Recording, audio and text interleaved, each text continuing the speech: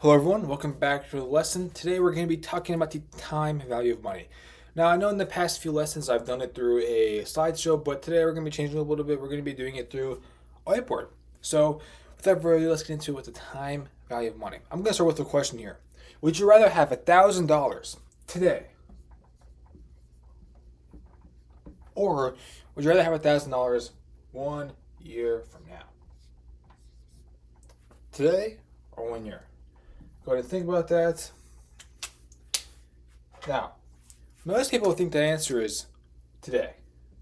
And it is the answer. Today, you want $1,000 today.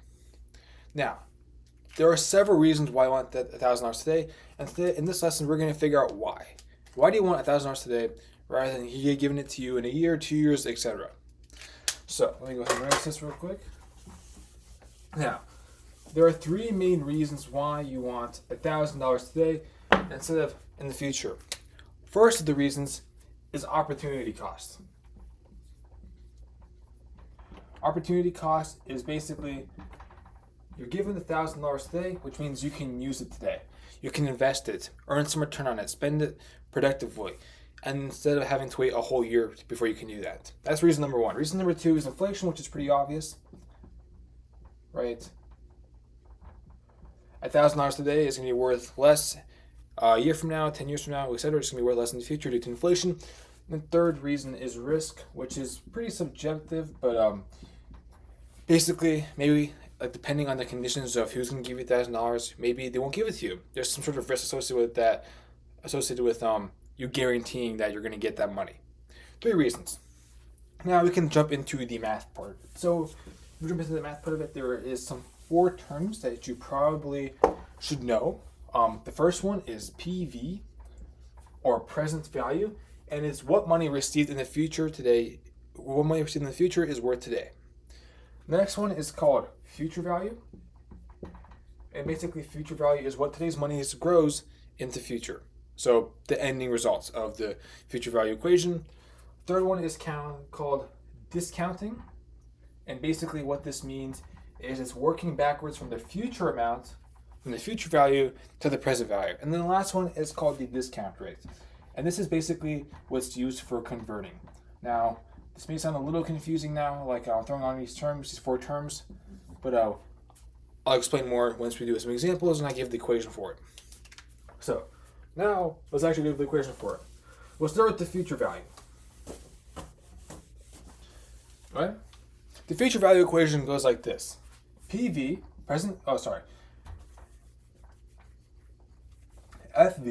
future value, equals PV times 1 plus R to the n, where in this case, R is the rate per year,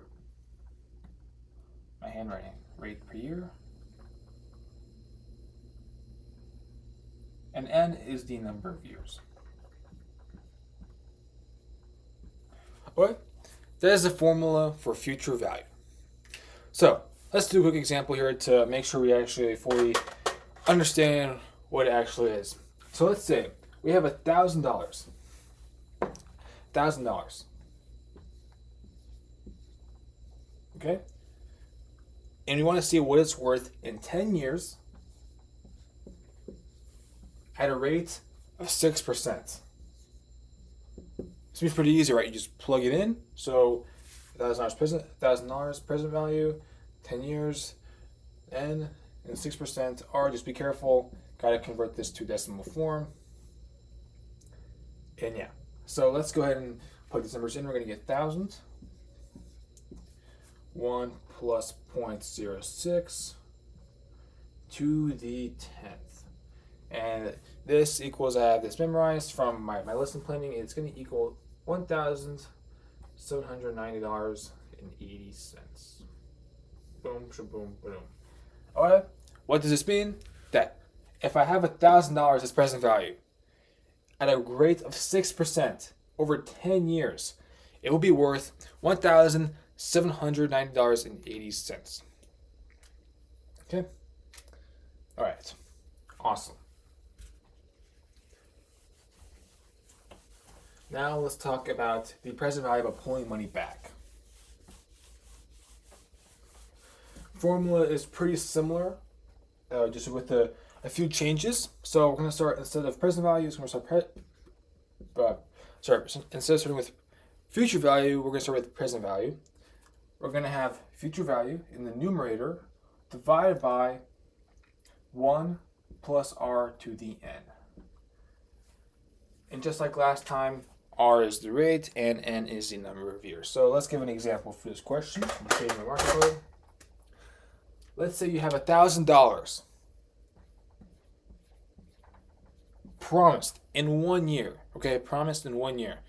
Okay, $1,000 promised in 1 year at a 5% discount rate. Okay. So, based on this understanding, we know that we have 1 year. So I first broke this down. So 1, that looks like an A. 1 is N, 5 is R, and 1,000 is FV. And obviously, convert this to decimal form. Now let's go ahead and plug this in. Once you plug this in, we're going to get, let's see, 1,000